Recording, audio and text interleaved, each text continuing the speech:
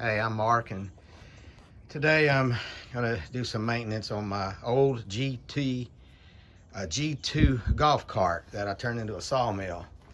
We're gonna be changing the oil, and I'm gonna pull the plug and let it drain for a few hours. I got some errands to run, as well as the oil in the differential, and I've ordered a new little breather hose there. It's kind of leaking, and I've already put a new carburetor on it and a fuel filter and an air filter, changed the spark plug. This golf cart is from the late 1980s, and it's amazing that I can get parts on Amazon so easy. Well, let's get it draining. It only holds about a quart, a little less than a quart, and you're to use 10W30. And on the dipstick, I've noticed that if I keep it at the low end of the dipstick, it does better than at the high end. If I do it at the high end, it just smokes a lot. Well, let's get the transmission draining too.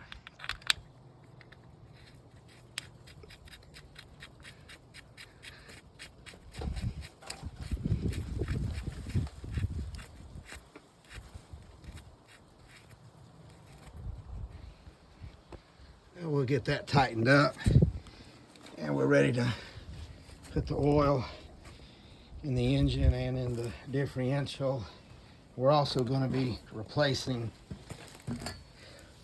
2 of the thrust bearings.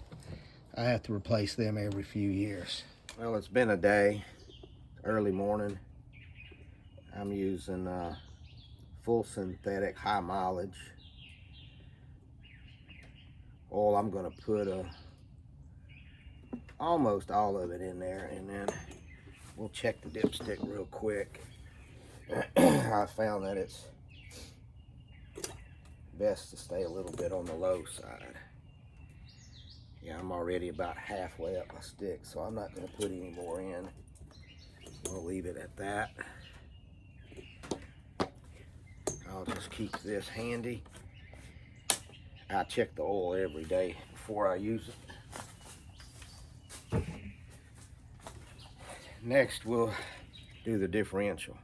All right, on the differential, I've already loosened the number 12 bolt here, and I'm using a gear oil 7590. It's also synthetic. If you just squirt it in, well, I think I'm gonna pull this little rubber piece. It's got a bad section right there. I've ordered the new part, but you just squirt it in till it comes out of that hole there. I'm pretty sure that this is going to be enough.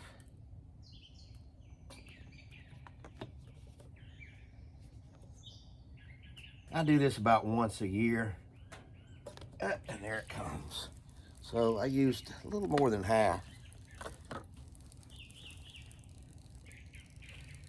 I just do it about once a year. The Sawmill, I don't use it every day, almost.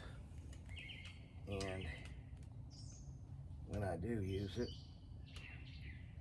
it's usually just about a minute for cut, and then I have to rearrange the log and do another cut for about a minute, so it never really gets that hot or used. And I only make a mantle or 2 on average a day. Sometimes not any, just depending on my other work. But we got that on,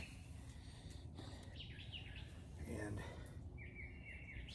we'll wait on the new part to arrive. All right, let's change those thrust bearings now. So the thrust bearing rides on the back of the blade. as I push it forward into the wood, there's pressure. So when I made it, I just welded a nut there on the back side at the exact location, and it simply unbolts and bolts right in, and you can see how it does. We'll go ahead and tighten that one up and replace the other one. And that's about it. We'll see you on our next log.